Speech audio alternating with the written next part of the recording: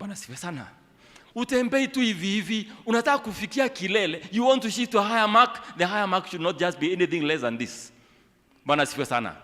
Your higher mark, usitamani kitu less than ambacho ni Mungu mwenyewe ameanzisha. Kubuni, architect, hiyo nyumba iko na architectural drawing. Ile unaona pale ni representation yake. Kuna zingine ukienda kama Kemu University, kabla ijengwe, pale kwa administration block, wanakuwa na a sample of the university imejengewa katikati ya glass cage. Wala ambaye ingia Kemu University ama most universities. I think hata Nazarene University na zingine nyingi. Ukienda wako na architectural representation, wanataka ikuwe aje mwishowe. Bwana sifiwe sana. Before you begin it, make sure that God has given you the blueprint. Unajua inaanza. Kwa sababu yeye ndiye the Bible tells us he calls things that are not as though they were.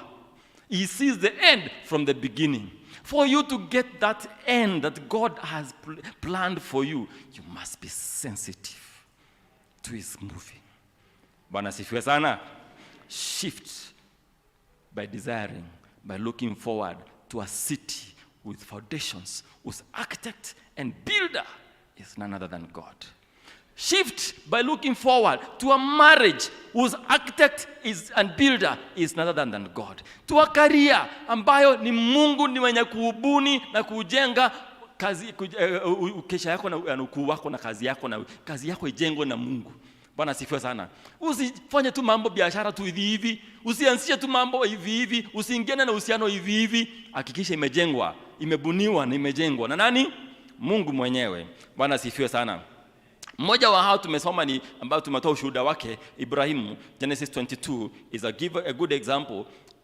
Jinsi Ibrahimu alivyotembea na Mungu katika sensitivity and a test that required him to be sensitive ndiye afikie kilele na mali Mungu anamuelekeza. Bwana sifiwe sana. Tukimbia haraka in Genesis chapter 22, tutasoma kwa Kiswahili alafu be making reference in Kiingereza mara kwa mara. Ikawa baada ya mambo hayo, Mungu alimjaribu Ibrahimu akamwambia, Abrahamu, naye akasema, mimi hapa. Hebu nikuulize swali. Mungu anapokuita alafu weka jina lako hapo, jibu lako linapaswa kuwa nini? Mungu anapokuita wewe, sema jina langu Kimaita, na wewe ujiite mimi. Jina lako, jibu lako linapaswa kuwa nini? Jibu lako ni mimi hapa. Here I am. Why? Because God wants to shift you to somewhere. And you have to be sensitive to give the first response. He cannot just continue giving instructions. Hawezi endelea kupatia maagizo kama hujajibu. Jibu la kwanza ni amekuita, Joe. Let's begin the journey together. Bwana sifiwe sana. For you to be walking with God, kijana. Huwezi tembea na Mungu, sema Mungu nataka career yangu, nataka grade, nataka na hujaimpatia yote. Surrender first of all. Anakuita sasa anakuambia come. The first step is calling us to salvation. Anatuita come, my daughter, come, my son. And he's calling you, and the expectation is you are supposed to say, here I am, Lord. Bwana asifiwe sana. What does he give you instructions? Because he's testing Abraham's faith. Anamjaribu, anataka kuona Ibrahim anatembea naye. Verse 2, tuendelee haraka. Amejibu, akamwambia nini? Akasema, umchukue mwanao wa pekee. Now the Bible is not guessing. It remembers that Abraham akona mtoto wawili. Siku nakumbuka kuna Ishmael hako, lakini mbona inamwambia wa pekee? Wako wawili lakini sasa hizi nasema wa pekee. Kwa sababu kuna hiyo part 2. Wa pekee. Next inasema nini? Umpendaye. Ishmael hako tunajua, lakini kunaye umpendaye. Hapo ndio majaribu inakuja. Kile ambacho unaenzi sana, majaribu inakujia hapo. The testing of where your allegiance is. Thank you, Pastor Alice. Umetukumbusha Matthew 6:21. Where your treasure is, there your heart shall also be.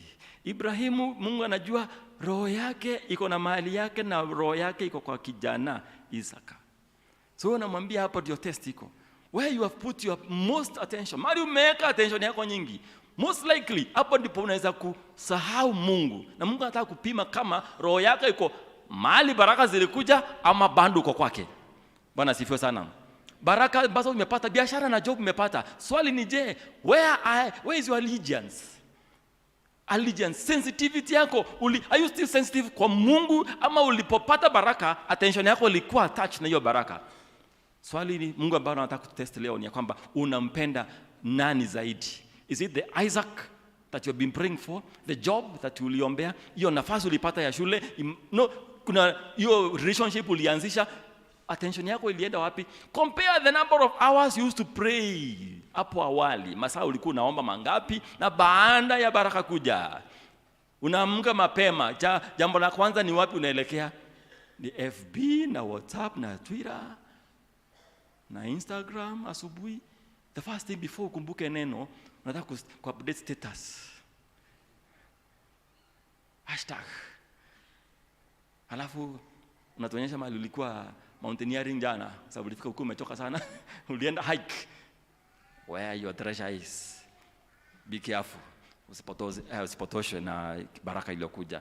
Sasa Mungu anakuambia kupima na umpendaye Isaka, ukaende zako mpaka nchi ya Moriah, ukamtoe sadaka ya kuteketezwa huko juu ya mlima mmoja wapo, nisomea mwisho, nitakao kuambia. In English it says, on one of the hills, one of the mountains, in the region of Moriah. It's the region. Give me in English. In the region. Si ati specific hill. Ujambiwa nyambene ranges pale juu kwa bali KBC ameweka booster. Hapana. It is one of the mountains in the land of Moriah. There's a version that says in the region of Moriah. One of the mountains of which I shall tell you. Sasa lazima ufike kwanza. The point is, you must get there first before you get to know which particular one. Bwana asifiwe sana. Imani inahitaji kuwa sensitive. Ushaambiwa elekea upande fulani. When you get there, more details will come. Some of us want all the details at the beginning. Kila kitu nataka kujua, tunaanza, tunaenda, tunaelekea wapi. Okay, Bishop, strategic plan ni nzuri. Na maisha ni vizuri kuwa na strategic plan. Lakini saa zingine strategic plan zetu Mungu saa zingine anatuambia anza. By the time you get there, I'll have given you the details of the strategic plan. Bwana asifiwe sana. Those of us tunaweza tumia masomo mengi kupanga. But we need to balance between planning and tunaita kuna kupanga na kuomba. There's the planning part, by the prayer and the guidance from the grace, from the throne of God, the grace to understand. I believe Bishop tulipokuwa tunaanza huu mjengo, one of the questions I remember engineer kituuliza, mnatuambia mnataka kuweka balcony. I remember that space of the balcony. Hilo swali mpaka hizi mwangi nakumbuka tukiwa pale ile former visitors pala kule juu. Alituambia, you people, are you serious? Mnatuambia mnataka kuweka balcony. Do you understand? Ndio alikuwa anauliza, do you? Unajua hata ukiangalia sura yake, naelewa ni nini mnasema nini? Kupanga. Hiyo balcony unaelewa nini? The question was, I expect to see a mountain of, anasema to describe here, sand, this number of lorries, concrete, ballast, this number of lorries, nini kingine, chuma saizi, alafu na simiti. Do you understand this thing? But by faith, this thing started. And 3 weeks ago, I think, a month ago, alipokuwa hapa, alikuwa natoa ushuhuda mwenyewe. Nasema, nimeanza kuona tofauti ya imani. Kwa sababu gani? Ukitembea na kuona, na kutembea na imani, you are walking at 2 different levels. The Bible tells us, the book of 1 Corinthians, should be, is it chapter 5, verse 7, there about that. We walk by faith, not by sight. Bwana asifiwe sana. Atembei kwa nini? Kwa vile tunaona, tunatembea kwa imani. Bwana atukuzwe. Walk by faith, not by sight. Is that the one? Yes, 2 Corinthians 5:7. We walk by faith and not by sight. So lazima uanze. So number one, I said, set out. Set out. Tell your neighbor, set out. Anza safari. And then the point number 2, hiyo tumesoma ya verse 2 hapo, be sensitive. Sensitivity to what God is telling on. Ametuambia kwamba to a mountain I will show you. Alafu nikimbia haraka let's go back to to Genesis 22. Turudi pale Genesis 22. Tutakushikanisha hadithi verse 3. We have already gone to verse 2. Give us verse 3. Abraham akaondoka alfajiri. Look at that obedience. Alishapewa maagizo, ameshakubali. Na hajauliza maswali, ameambiwa tu a mountain, I will show you. So the following morning tunajua nini, aliondoka alfajiri, akatandika punda wake, akachukua vijana wawili pamoja naye na Isaka mwanawe, akachanja kuni kwa ajili ya hiyo sadaka ya kuteketezwa, akaondoka, akaenda mpaka mahali alipoambiwa na Mungu. So he obeyed, alianza safari kwa imani. But look at the preparation. He has taken care of everything. Amechukua vijana wake wafanyakazi, punda amewekwa mizigo wa kubeba kusaidia, akaenda na kuni na akajitayarisha mpaka mahali alipoambiwa na Mungu. Let's go on verse 3. Siku ya 3 Abraham akainua macho yake, akapaona mahali pakiwa bado ni mbali. Bwana asifiwe sana. We have not yet arrived, but you can see it. It's there where we are going. Bwana asifiwe sana. Don't give up. Keep lifting your eyes onto God. Usiangalie chini sana, inua macho. Usiangalie circumstances zako sana, inua macho, angalia Mungu. Anakualika na kuambia tazama mahali tunakupeleka. Bwana asifiwe sana. You see it, it will give you encouragement. When you see the vision of what God is giving you, it's coming to fruition. Bwana asifiwe sana. Ukitazama mahali uko hali zako kwa sasa, safari inaweza kuwa ni mbali zaidi. Lakini ukitazama ujue, tumesema Hebrews 11 verse 10 nakwambia kwamba they were looking for unto a city. What are you looking for unto? Unatazamia nini? Inua macho yako utazamie kile ambacho. Angalia, look at the goal. Usitazame mahali uko kwa sasa. Bwana asifiwe sana. Let's move on in sensitivity. Verse 5 inatuambia nini? Akamwambia vijana. Sasa hapa nataka tujue. There's another point I want to point out. Separation. Tell your neighbor separation. Point number 3 is separation. To be sensitive to God, lazima ukue separated. Sikia hapa. Anawaambia ama kutenganishwa na kujiondoa kwa watu wengi. Akawaambia vijana wake. He told the boys, kaeni nyinyi hapa pamoja na punda. Now, in English, it doesn't. The King James Version says, stay here with the asses. Stay here, kaeni nyuma na punda. Nami na kijana tutakwenda kule tukaabudu na kuarudia tena. Do you know what? Kuna mahali unapasa ukifika katika kutembea kwako na Mungu, hautaenda na crowd tena. You don't need your friends. Crowd ya those, Ibrahim ako na wafanyakazi wengi. But look at it this way. He does not need all of them. Amechukua wawili. Lakini hata safari ilipofika mahali, amejitenganisha na hao wawili. Bwana asifiwe sana. Yes, you might have a big crowd of friends. Marafiki ni wengi. Lakini kuna wale wawili ambao tunajua ni marafiki zako wa ndani. Hao wa ndani pia itafika mahali lazima muachane. If you want to get the point of intimacy, ukitaka kuwa na uhusiano wa karibu na Mungu, you must separate. Stay here with the donkeys. The lad and I will go order and worship and we will come back to you. Tafadhali. Kuna wakati wa kurudi, utarudi kwa wao. Hujawaacha forever. Bwana asifiwe sana. Separate yourself and get into the intimate position, intimacy with God. Song of Solomon, chapter 1, verse 4, mwandishi anasema, draw me unto yourself. Yes, the singer says, nivute, draw me unto you and let us run together. So hapa unahitaji kujiseparate, uvutwe ndani ya Mungu, utembee pamoja. Ndipo utafika mahali tulisema Zaburi 103 verse 6, that's verse 7, ile ambayo Mungu alionyesha wana wa Israeli matendo yake, alionyesha Musa njia zake. Uweze kujua njia za Mungu, you must separate yourself. Kuna a lot of noise that you must separate yourself from. TV lazima uizime. Uweke offline. Haya. Kuna wengine hawajazoea kuweka offline. Wanakuambia uja-update status for the last so many minutes. Sijaona anything new. No. Do what watoto wanafanywa winning. Ile kunyimwa mtoto anaachana na maziwa, anaanza kula chakula ngumu. Win yourself. Jinyime vitu vingine ili uweze kufika intimacy. Our environment is very noisy. Marafiki zetu, familia zingine, mambo ya kazi, media, the internet, the telephone, the TV, you need to break rules. If ukifika kuwa makini na kuwa karibu na Mungu, lazima separate yourself. I want us to get the picture of insects. The pupa stage, tunajua wadudu wanabadilika kutoka, tunajua 4 stages. Mr. Biology Kabiro. Inaanza nini? Yai linatagwa inzi ama housefly ama butterfly. Let's do the butterfly. Inaanza nini? Yai limetagwa, linaanguliwa. Inafika ile stage, the most aggressive. Inaitwa nini? Larva stage. Larva stage ni ile tunaita ile ya kula sana, ile kidua, ile ya butterfly. Sasa zingine that's very aggressive larva stage, the maggot in the housefly. It's very aggressive. Inakula kila kitu. Sasa zingine tunaweza katika safari yetu ya wokovu tunaweza kuwa na a lot of activity and we look like you are doing fine. It is good. We need to feed ourselves. Lazima ukue. Sasa zingine utakuwa kwa activity nyingi sana, unafanya mambo mengi, lakini itabidi mahali the next stage for you to get the level of maturity, separation. Pupa stage. The pupa stage, huwezi kaa kwa larva stage forever. Ukikaa ukutembea kila mahali, unajua the pupa is always, the larva is always active. Inatembea kila mahali. Ukiangalia the maggot will hardly ever find it quiet. Hata usiku ukimulika tu unafikiria ni sasa hiyo umekuta, hapana, inakuwa hivyo throughout. It's always inakaa ikizunguka tu.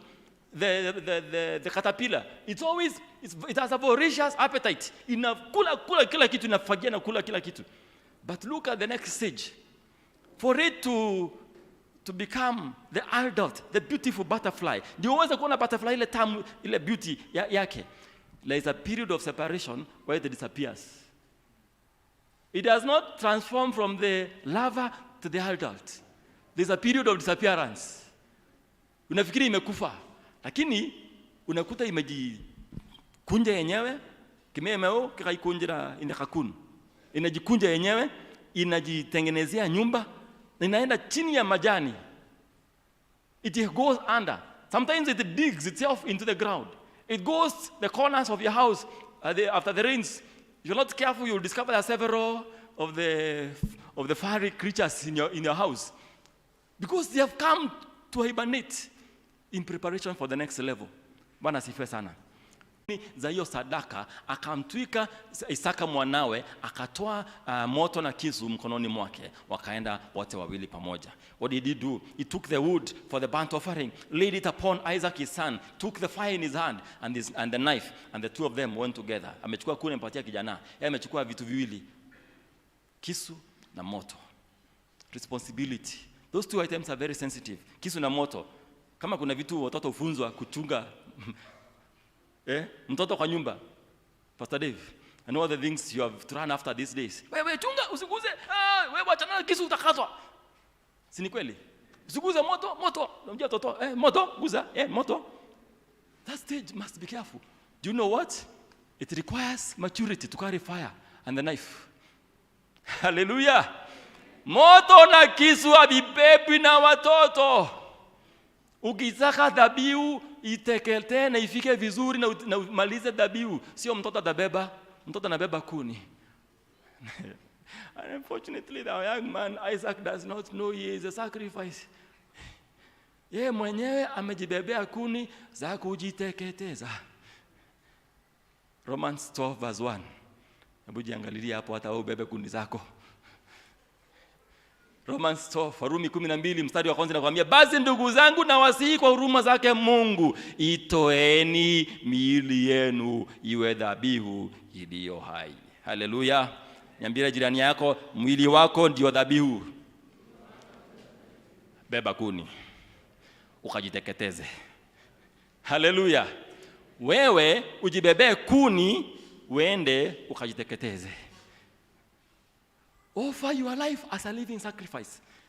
Please understand me. Sijasema tuende tukacommit suicide. Tunajua news inasema nini Kilifi. Umewatch news Kilifi vile kunaendelea.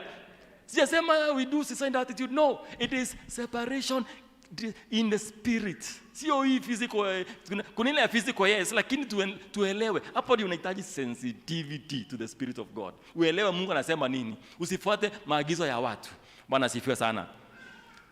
Amebeba kuni mwenyewe.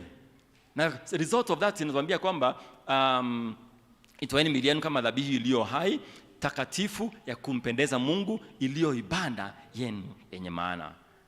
An acceptable form of worship. Bwana asifiwe sana. So you must understand this. Let's go on. Turudi pale Genesis. Kwa sababu hapa sasa ndio tuna separation, inamaanisha mambo kadhaa hapa. Hapo ndio tunaelewa. Verse 7. Nataka kumaliza. I hope time will allow me to capture what I want to say. Isaka akasema kwa Ibrahim. Sasa hapa ndio tunataka tuelewe kitu. Tumesema kisu na moto ni baba ako navyo, lakini kuni ni kijana. Elewa ni kwa nini tunasema watoto wasibebe kuni visu na moto. Kwa sababu gani? Isaka amemuuliza baba yake, na tunataka kupatia huyu kijana credit. Akasema babangu naye akasema, mimi hapa mwanangu, tazama moto upo hapa, kuni zipo, lakini yu hapa mwana-kondoo wa sadaka ya kuteketezwa. The young man looks and says, Daddy, ile siku nyingine tulienda kuworship tulikuwa na kondoo, lakini leo ni kuni na moto peke yake, na naona umebeba kisu, kawaida yako ukosangi kisu. Swali ni je, where is the lamb of sacrifice? Hebu jibu tuone verse 8, tuone the difference between what you are calling sight versus insight. So next point will be sight versus insight. Tuelewe kuchanganua. Tumesema maturity, level of maturity ambayo inatakikana ili tuelewe. Abraham akasema Mungu atajipatia. Look at that. God himself will provide for himself. Atajipatia mwana-kondoo wa hiyo sadaka mwanangu.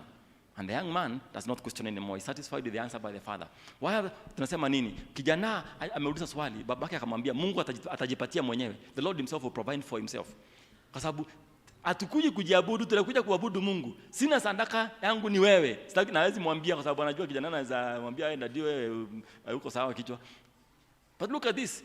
Anakubali jibu ambalo anapewa na babake. Kwa sababu gani? Kijana ameshajenga imani, anaelewa baba yake, wamekuwa na experience baba yake, anajua sadaka dhabihu vile utalewa, na anaamini ya kwamba Mungu anaweza kujitolea mwenyewe. Bwana asifiwe sana. That faith by the son.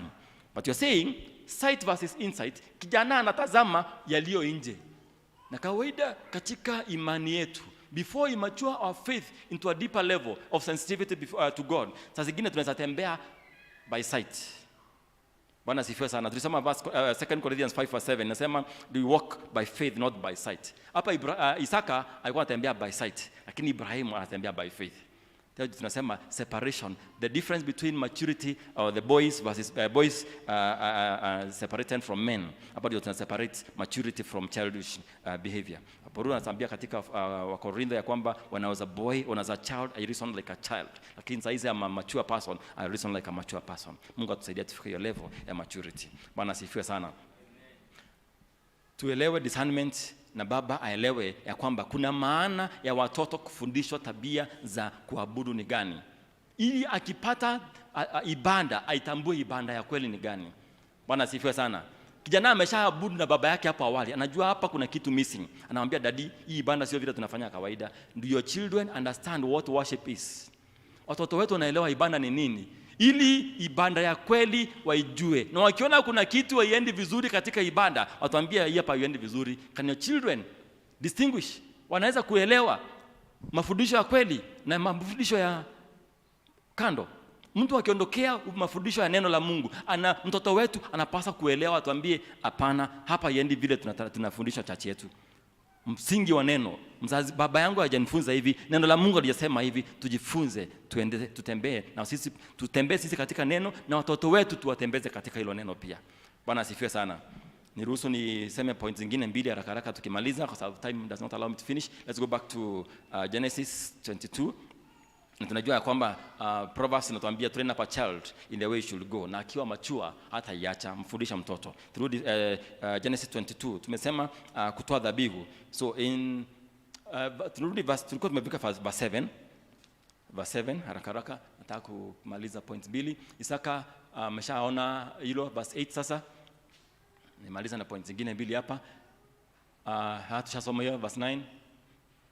Wakafika mahali walipokuwa wameambiwa. Remember we saying sensitivity, lazima ajue mahali wanaenda. Na wanaenda wapi?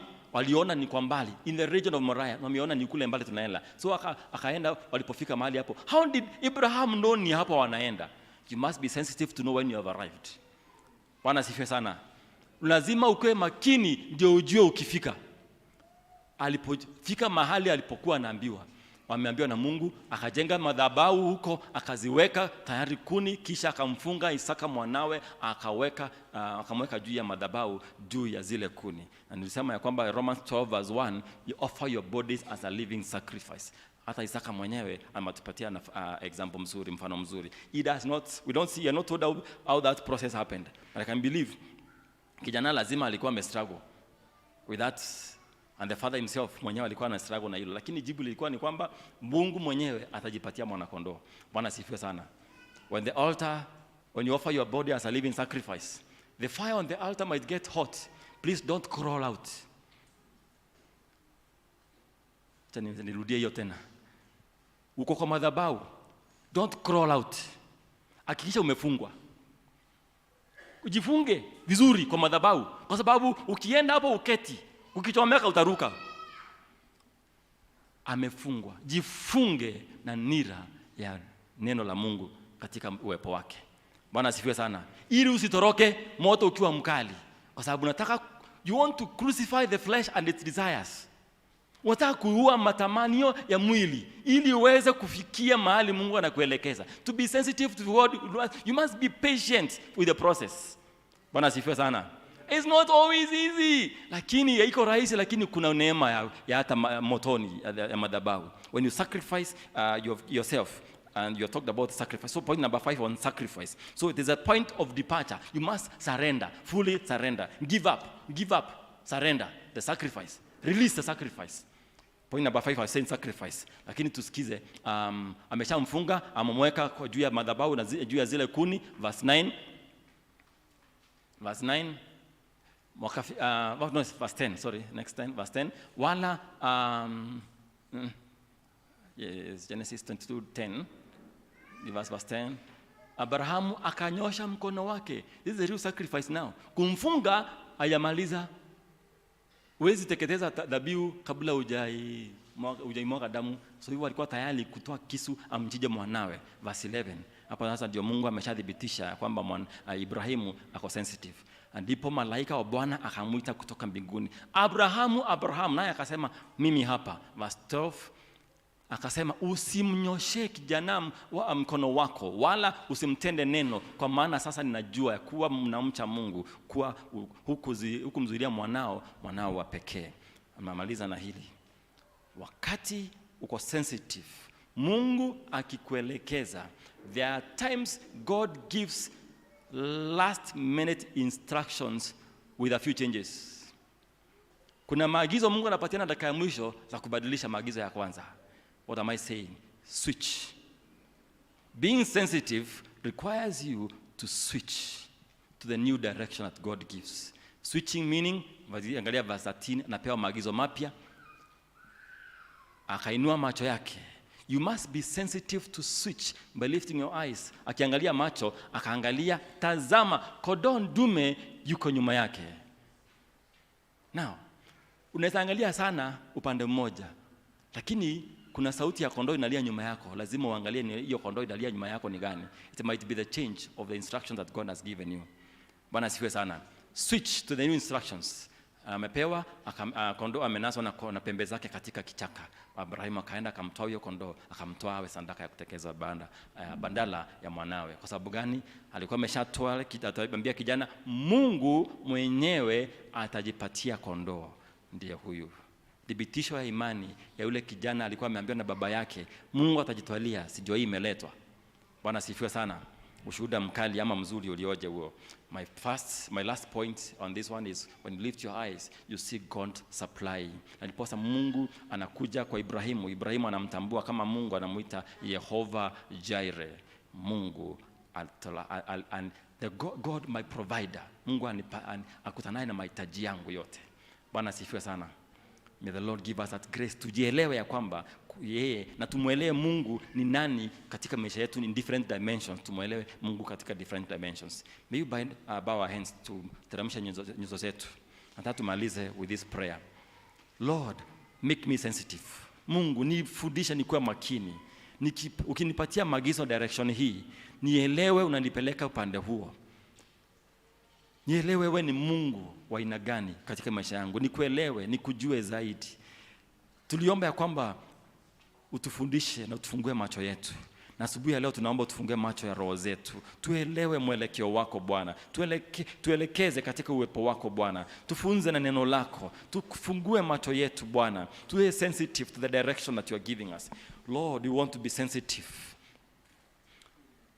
You want to be sensitive, Lord. Tunataka kuwa makini kwa mwelekeo wako Bwana. Uniongoze kwa roho yako. Usiponiongoza Bwana, usiponimulikia Bwana, siwezi. Neno lako lisongaza Bwana, siwezi. Hilo ndilo ombi letu siku ya leo. Tunakaribisha uwepo wako na neema yako maishani mwetu. Uniongoze kwa huruma zako. Usiponibariki siwezi kwenda. Ninajua bila nguvu zako siwezi kwenda. Ninajua bila nguvu zako siwezi kwenda. Kwa mkono wako kweli umenibariki. Kwa mkono wako kweli umenibariki. Baraka zako ziwe na mimi. Mapenzi yako yawe na mimi. Macho yako yawe na mimi. Bwana, na macho yako yawe na mimi. Kwa mkono wako kweli umenibariki. Kwa mkono wako kweli umenibariki. Bwana, hilo ndilo ombi letu. Tuongoze kwa mkono wako, macho yako, Roho wako Mtakatifu atumulikie, tuangazie. Ni hakika tuwe wako, toa ushuhuda ya kwamba hakika umetubariki, ya kwamba tumefikia mahali pa kuita Jehova Jireh.